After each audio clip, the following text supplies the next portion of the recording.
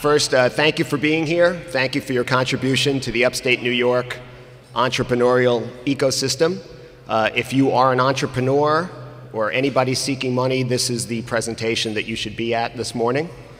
My name's Rich Honan, for those of you who don't know me. I'm a partner in Phillips Lytle LLP.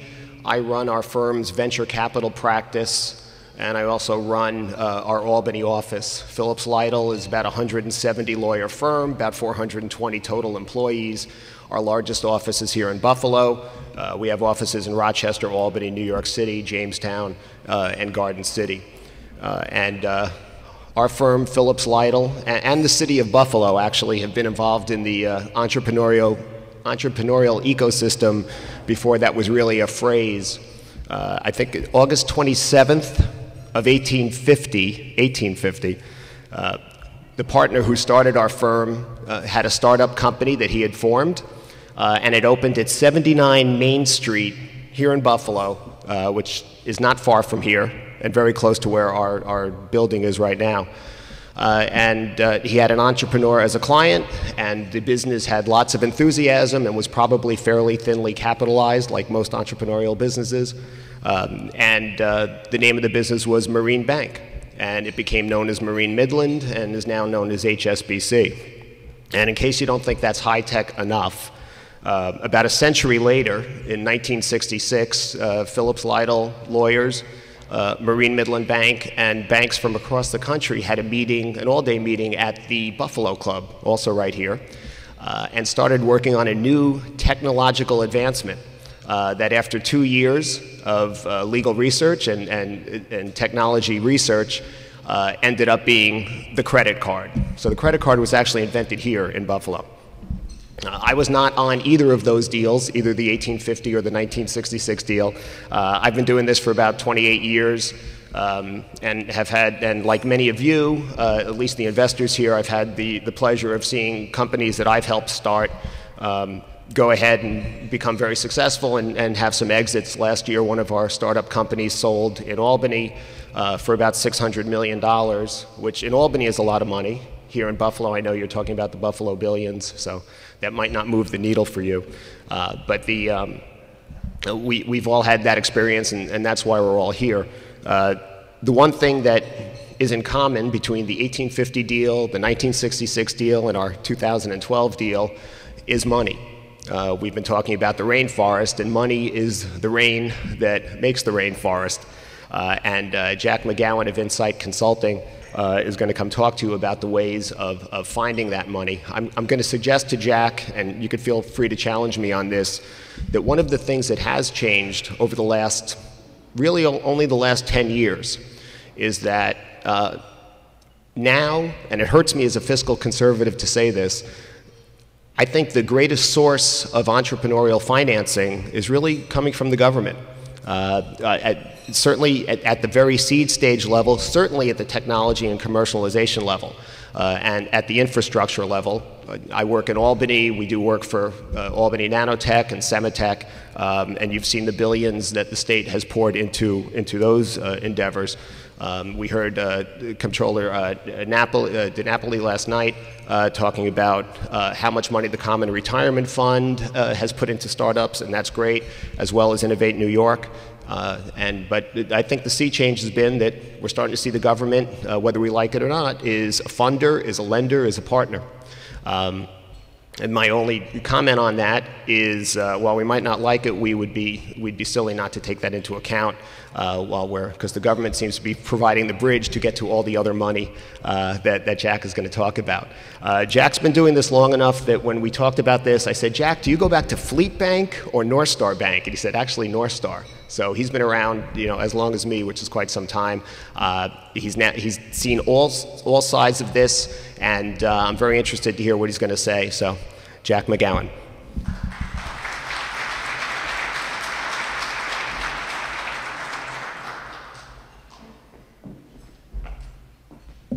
Thank you, Rich. Good morning, everyone. Rich has really been for many years a leader in the whole effort in the upstate New York entrepreneurial ecosystem. I mean, he's been at this a long time, working with the Tech Valley Angels. Was that the group? So he comes with a great background, has been a real contributor, and I do agree with, as you'll see, I agree with a lot of his comments he's made about sources of funding and the government.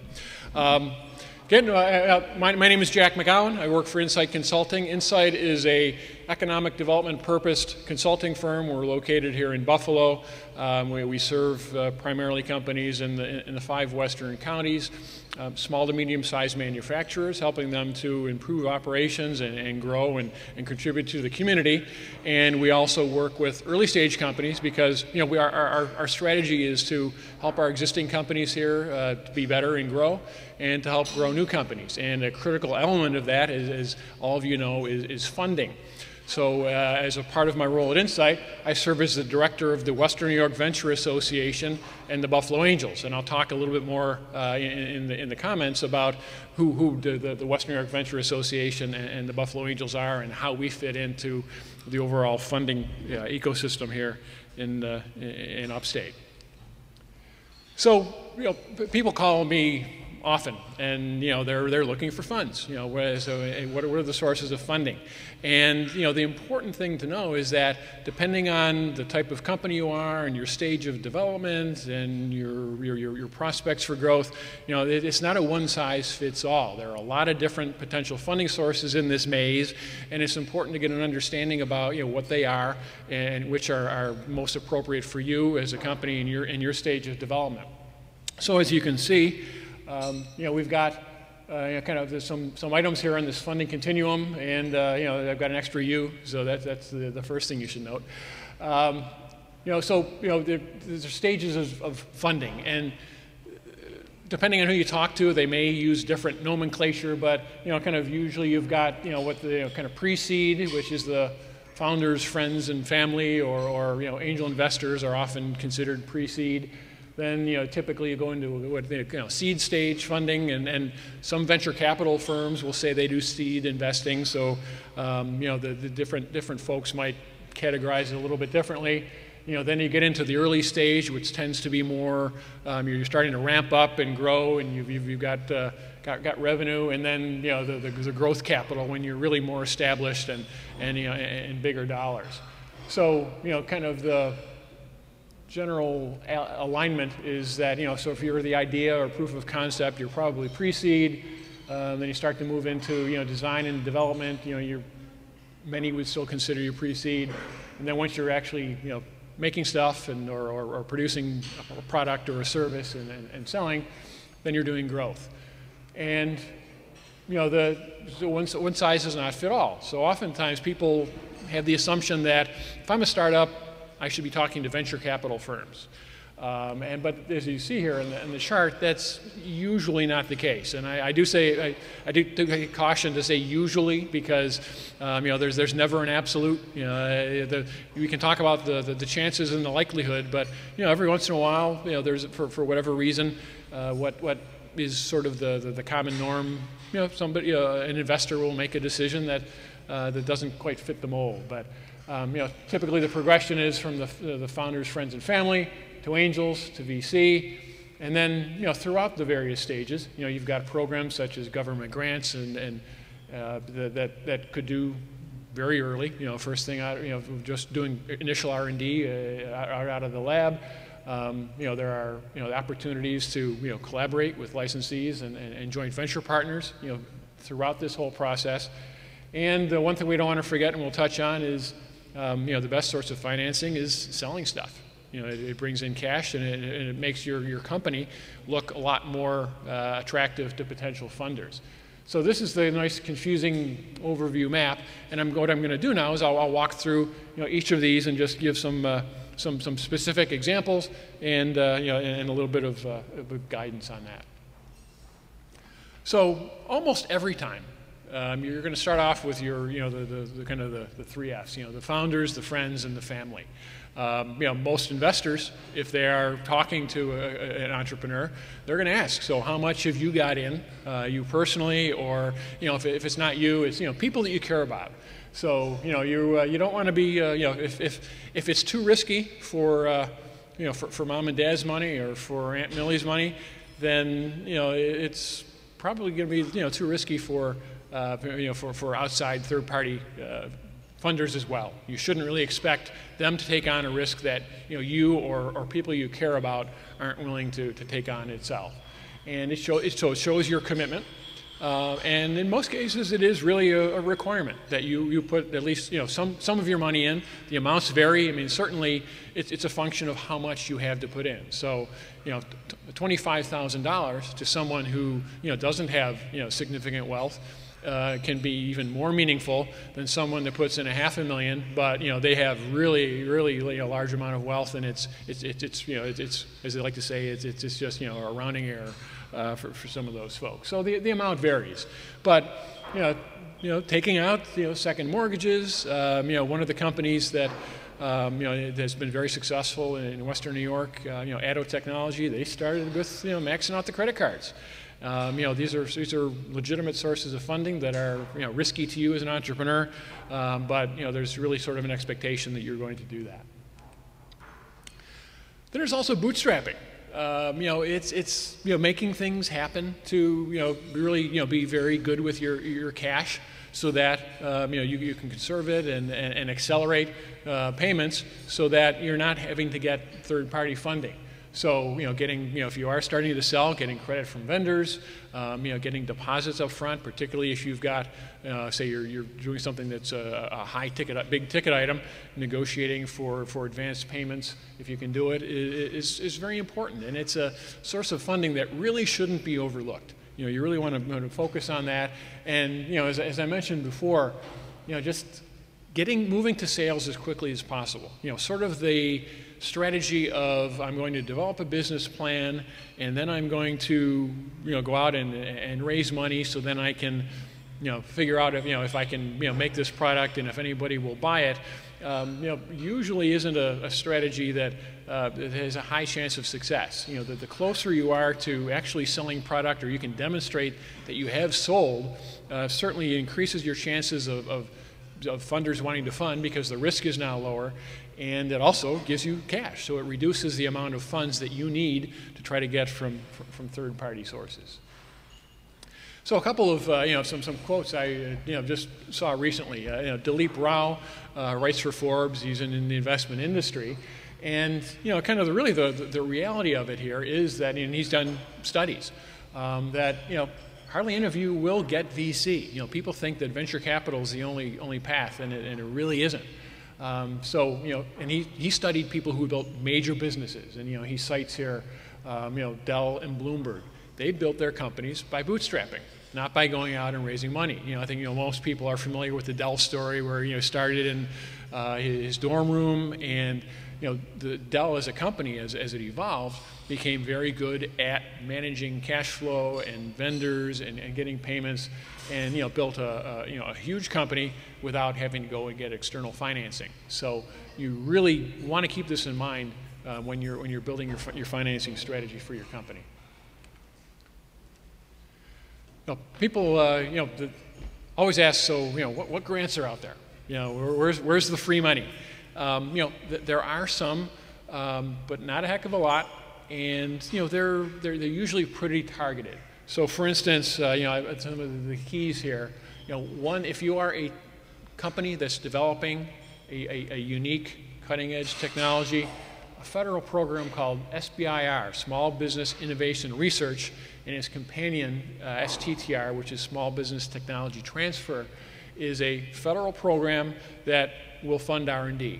And one of my roles at Insight is I serve as the regional specialist for the SBIR program, so I'll work with companies to identify if it's a fit for them, identifying topics that might be a fit, help them work through the proposal development process. So certainly if you are developing a technology, you're doing R&D, I'd love to talk to you more about that program and see if you can help you out. But it's a grant or a contract. It's money you don't have to pay back. The state, Empire State Development, has often has capital grants. They tend to be for existing companies. They're the types of, often they're the ones you read about in the paper, where a new company is coming in, they're building a building, they're going to create 50, 100 jobs. The state grants tend to not be for startups. One of the state programs that is focused on startups is the Centers for Advanced Technology, or CATS. And the closest CAT here is the New York State Center of Excellence in Bioinformatics and Life Sciences. Marnie Levine, who you will be seeing many times today, and her crew head that up, and they focus, as their name implies, on biomed. But there are other CATs throughout New York State that have similar programs that can provide some funding for early stage funding for research and development and moving your company forward. So that can be a very valuable program. They tend to fall under, NYSTAR is a division of New York State that supports the CATs. And then another logo I put up here, if you're in the energy space, is NYSERDA, the New York State Energy Research and Development Authority.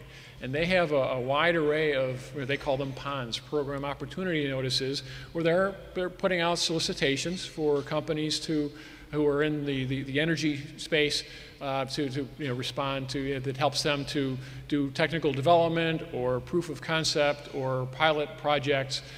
So again, if that's your industry, you certainly want to look into NYSERDA and see what opportunities they may have available.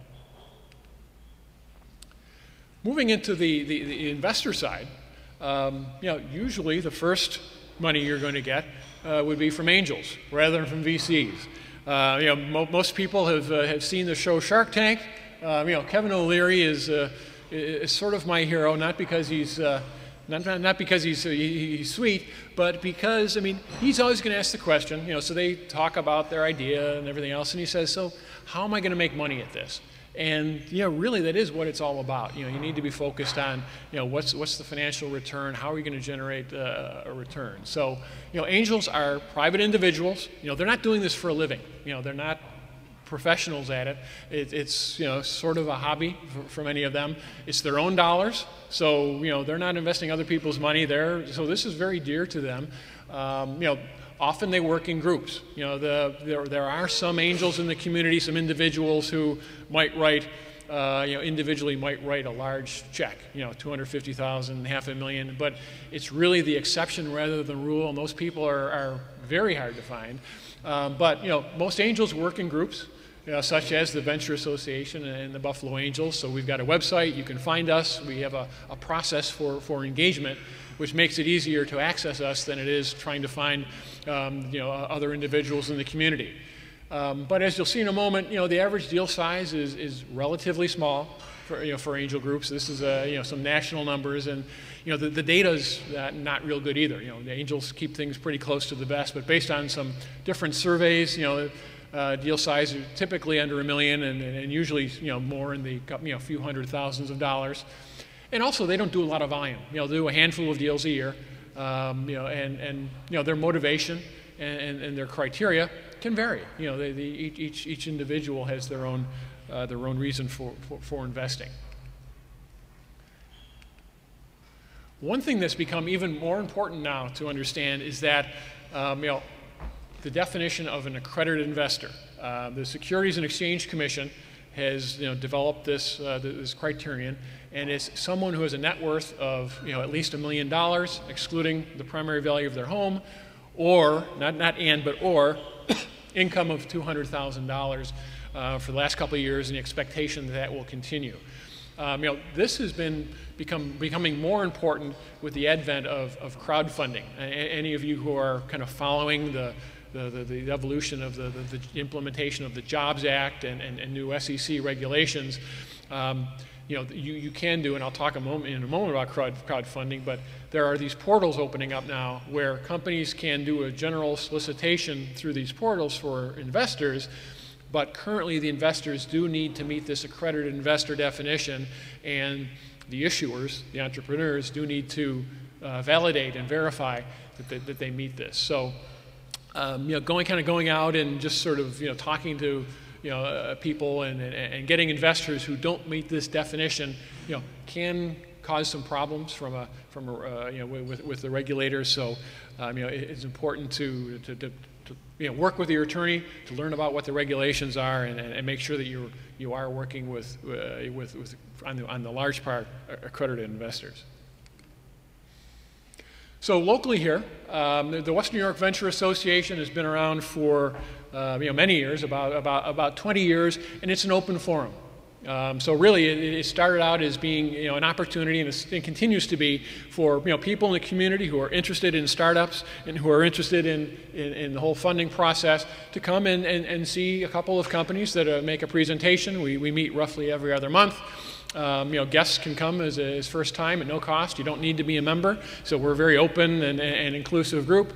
And we usually have a couple of 1-minute presenters as well. So what you're going to be seeing today as far as 10-minute presenters and 1-minute presenters, on a much more limited scale, a brief meeting, is a lot of what you'll be seeing. And it's also a great chance for networking.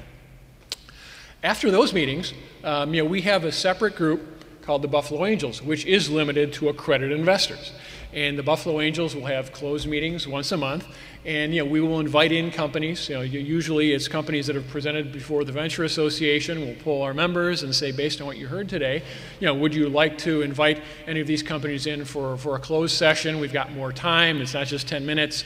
We can have a more frank discussion, and then the members of the group can determine if there's sufficient interest among them to potentially fund the deal. They'll determine what other due diligence they need, kind of form a working team to get those questions answered. And then each person will make her or his own decision, and depending on what those results are, that's the amount of funding that the group would present to the group. We are evolving because what we found is a number of people have said, I can't make the meetings. I'm interested in the process, and particularly if there's a number of accredited investors who I know and I respect their judgment.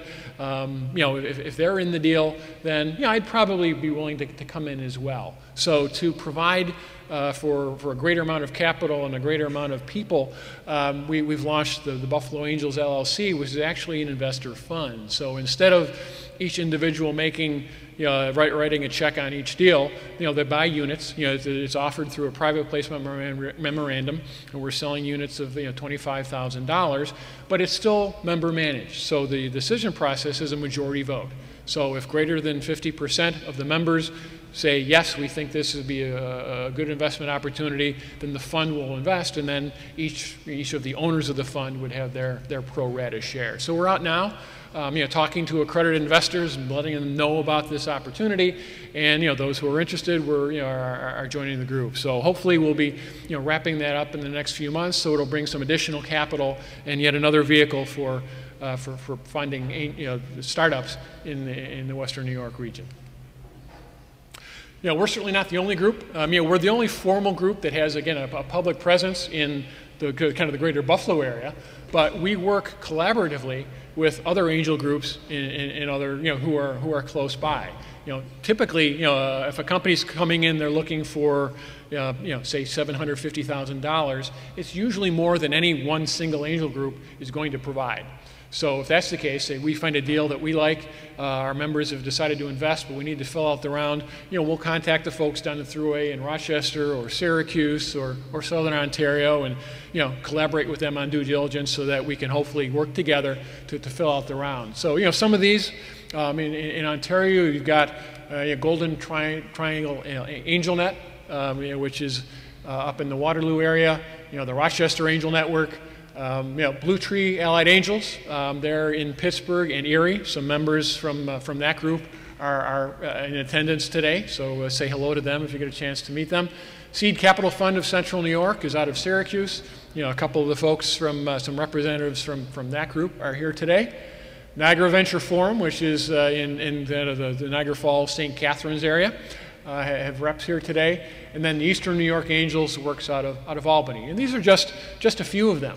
So, if you want to find, where's the angel group that might consider taking a look at my investment, a couple different sources. You can go to the Angel Capital Association website, which lists their member organizations. Western New York Venture Association is a member of ACA, as is Rochester, a number of them. Most of the groups now use a website called GUST to actually have companies submit their information, their application, if you will. And you can go on GUST and you can search for angel groups that participate using the GUST platform. in your region, and you can actually send their information to multiple groups through GUST. And then if you're around Ontario, NACO similarly has, if you go to their website, you can find information about angel groups. So it makes it a lot easier to find these angels, which which traditionally have been very difficult to learn about. Moving on to the next stage. So you've raised some angel money, you've done good things with it, you've developed the company further, you've reduced the risk, you're positioned for growth, but usually growth means you need more capital. Now that's usually where the VCs come in. I mean, there is overlap. We do have had instances recently where it might be a VC-led deal and the angels will participate as well. So, it's not a clear-cut sequence, but in general, VCs are later on. These are professional investors. They've raised a fund. They're using other people's money, but it is so that the managers do this for a living. The deal tends to be larger, more in the $5 to $10 million category, although sometimes they can be a little bit smaller. They're not as flexible in their criteria usually as angels are, because they got a set methodology, as opposed to angels do whatever the angels want to do. And they're usually they are doing startup, but they tend to be more on the growth side. So some of the local folks here, you've got Rand Capital, which has been very active, and they're here in the forum today. SoftBank Capital is in New York, but they have an office here as well. Archipel Capital is actually got an office now at the Center of Excellence.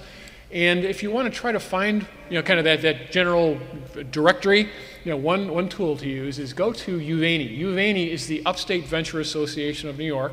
It's an organization that most of the venture capital firms and others who are interested in funding in upstate New York are members. They have a series of events. Dan Penberthy from Rand Capital is vice president. And if you go to the UVANI website, they, again, have a listing of all their members. So you can go there, and it gives you kind of a nice one-stop shop to find out venture capital firms that are interested in deals in upstate New York. So, again, I said, people say, well, the answer is I'm going to go and talk to the venture capitalist, and if I'm going to grow my company, I need VC. Similar to the quote I had earlier from Dilip Rao about the chances of getting VC and really the necessity of getting VC. There was an article that came out not too long ago in the Harvard Business Review by Diane Mulcahy, the 6 myths about venture capitalists. And myth number 1 is that venture capital is the primary source of startup funding. As Diane states, it's really the exception, not the norm among startups. And only a tiny percentage, less than 1% of U.S. companies have raised capital from VCs. But so at first glance, you might say, well, gee, that's pretty depressing. What are my odds? But on the other hand, that means that 99% of the companies that are out there have done it without VC. So, this is when appropriate. This is an important source of funding.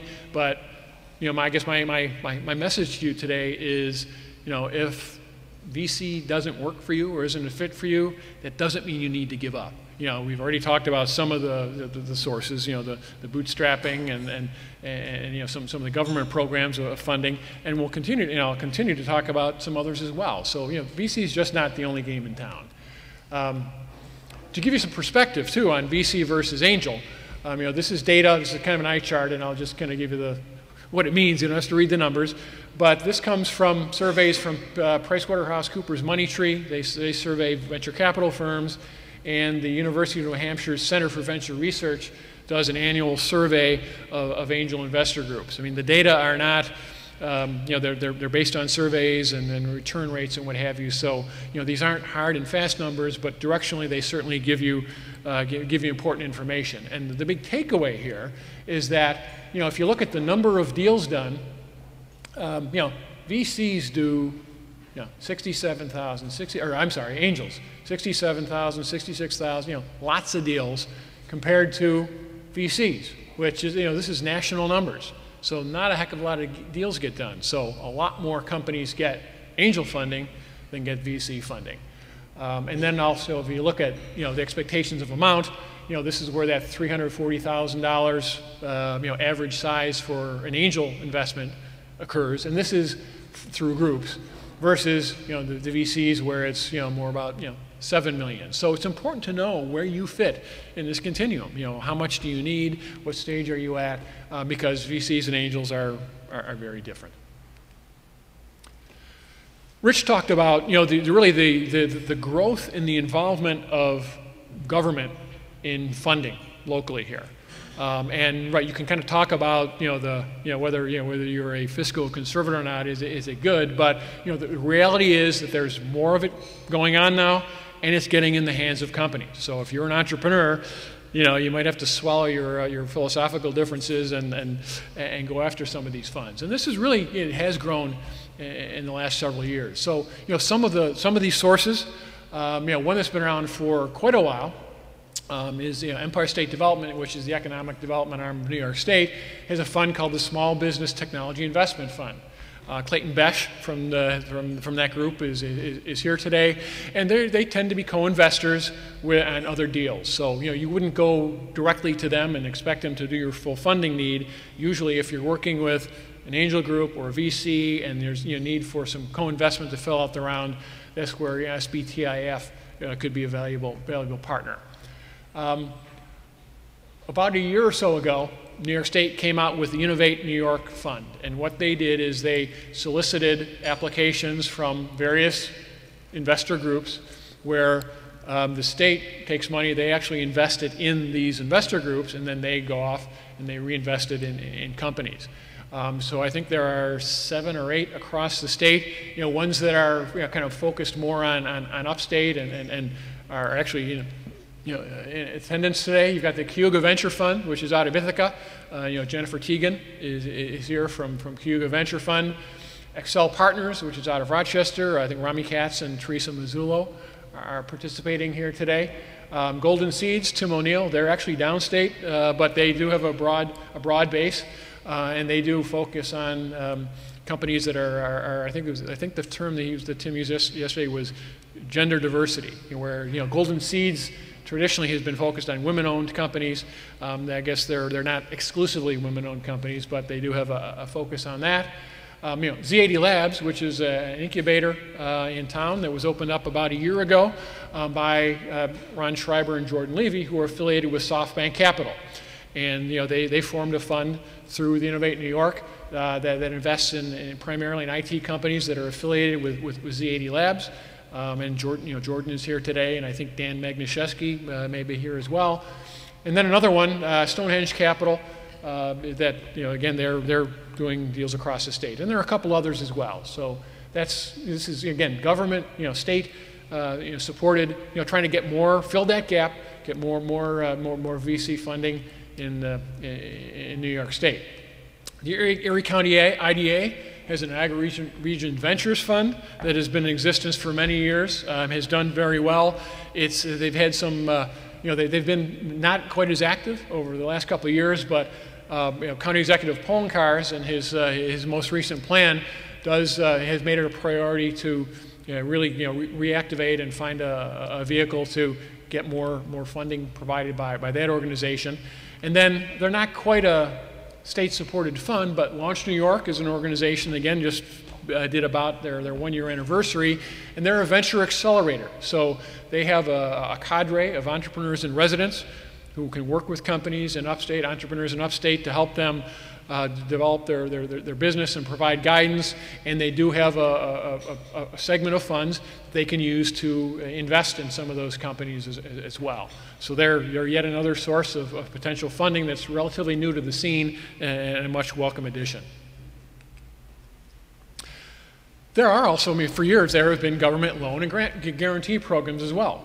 They're typically gap financing in conjunction with bank financing. So let's say you've got a project that's $100,000. The bank, based on their criteria, says, okay, we can give you $60,000 of that $100,000 need. You can scrape up $10,000 of your own, but you need to fill that $30,000 gap or whatever. Oftentimes, things like the Erie County IDA, Chautauqua County IDA, Niagara County. Most counties have an industrial development agency that may have loan programs that could help to fit that gap. You've also got the largest loan guarantee program is the U.S. Small Business Administration.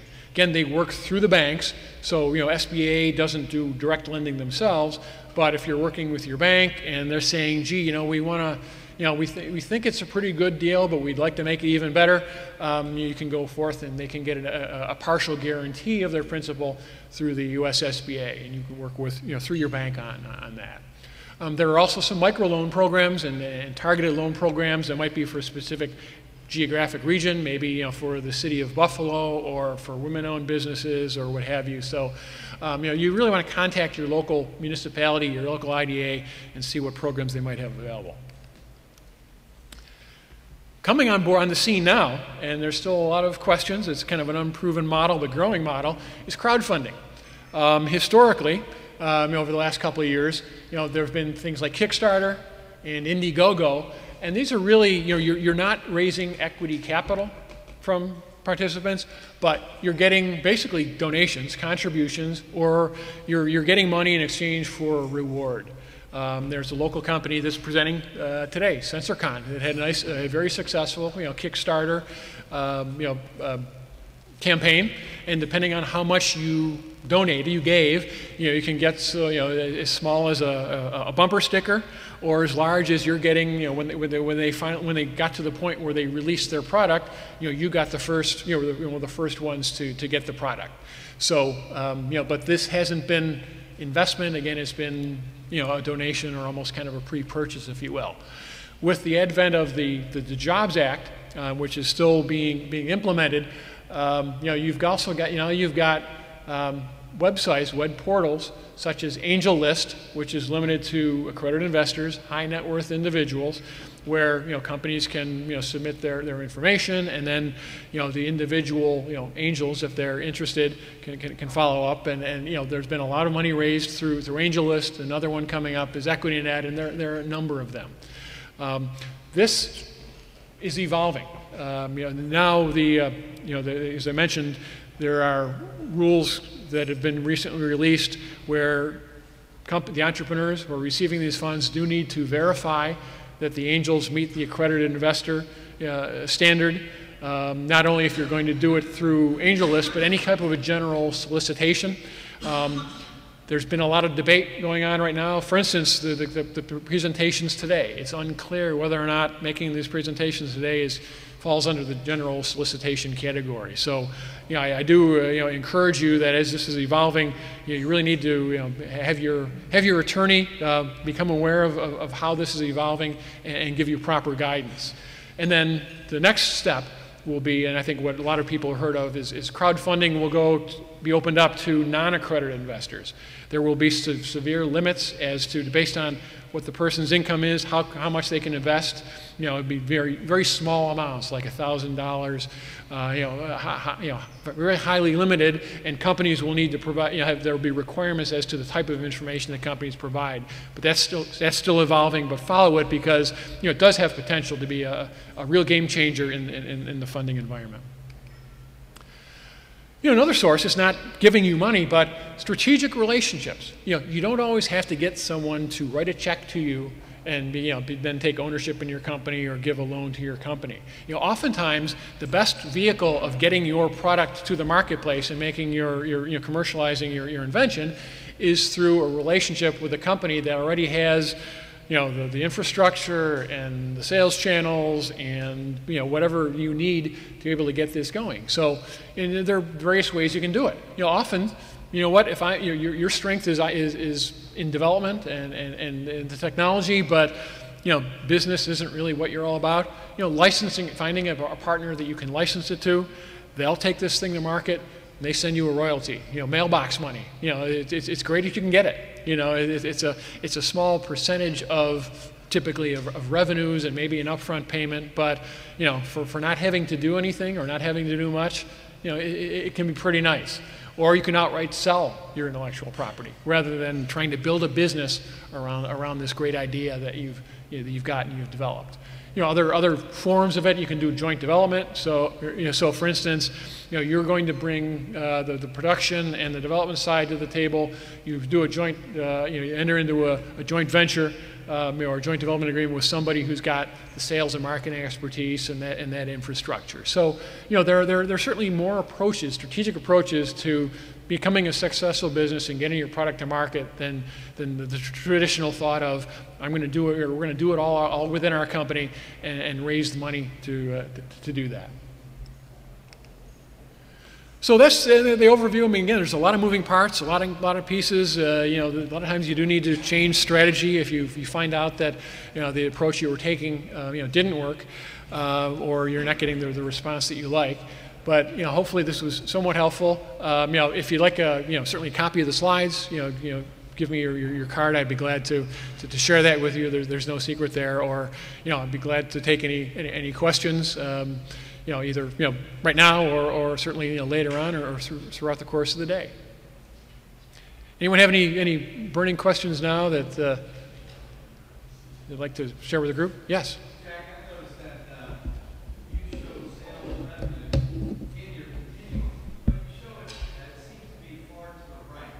And I wonder why you have placed it there, probably based on history or exponential knowledge, as opposed to as far to the left as Right.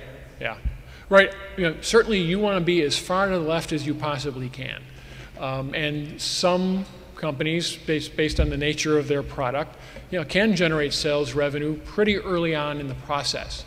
But usually if you're in that kind of that pre-seed stage, you may not have anything to sell yet.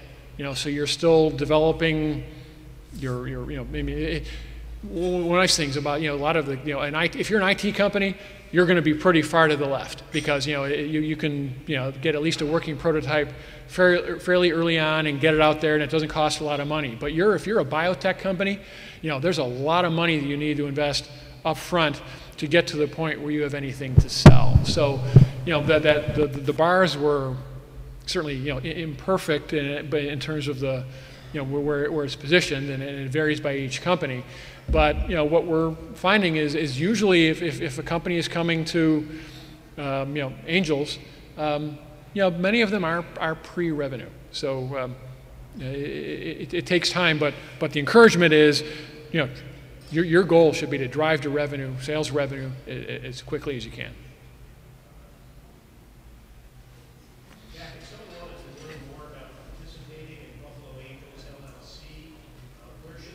Right.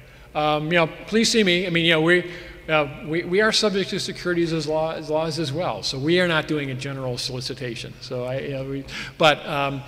there's actually we do have an information table. You could drop your card in there and just say interested in that, or see me or David Colligan, who I think is moderating some sessions as a member of the group, or anyone else who's got a name tag that says Buffalo Angels. If you see them during the course of the day, talk to them. But certainly would be glad to provide. We have a private placement memorandum that provides all the specific information, and certainly would be glad to talk. All right. Well, we're on track to. This session wraps up at 9. We do have a half hour before the commencement of the day's activities, which will be back in this room. They're going to open it up, so feel free to have more coffee and goodies and do some networking. And certainly any other questions, I'd be glad to talk to you during the course of the day. Thank you.